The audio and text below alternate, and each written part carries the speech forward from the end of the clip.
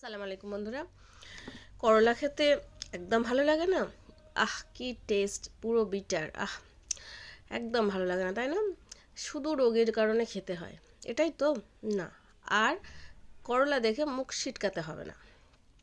মুনিয়া কিচেনে ভিজিট করুন আর এই করলাটা ভাজাটার প্রসেসিংটা দেখে নিন, তাহলে মুখটা আর সিটকাতে হবে না। আপনি অনায়াসে, হ্যাঁ, 2-4 গাল ভাত খেয়ে নিতে পারবেন। তো কথা না বাড়িয়ে একটু প্রসেসিংটা দেখিয়ে দিই। দেখুন,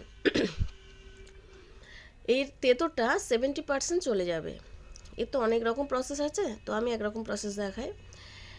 আপনারা প্রথমে কেটে নুনে বা লবণ জলে ভিজিয়ে রাখবেন। ভিজিয়ে রেখে সেখান থেকে তুলে নেবেন। নিয়ে আপনারা কি করবেন, কড়াইতে প্রথম তেল গরম করবেন।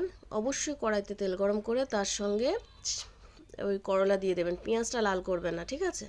করলাটা দেবেন আগে তেলের উপরে। আর পারলে একটু রসুন করে নিতে পারেন, লাল করে নিয়ে করলাটা দিয়ে দেবেন।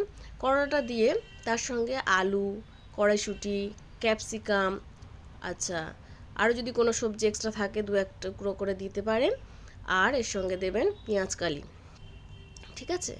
তো এগুলো দেওয়ার পরে আপনারা যদি বিনস, গাজর থাকে টুকরো টুকরো করে অল্প অল্প করে দিয়ে দিতে পারেন। ফুলকপি দিয়ে, কড়াইশুঁটি দিয়ে আমি কি করেছি, এর সঙ্গে এবারে তেল, পেঁয়াজ, পেঁয়াজ, কাঁচা লঙ্কা, হলুদের গুঁড়ো, নুন আর ঝালের গুঁড়ো আমি দিলাম না, কাঁচা লঙ্কা দিয়েছি বলে। এবার নাড়াচাড়া করতে থাকবো। আর এর সঙ্গে অ্যাড করেছি চিংড়ি।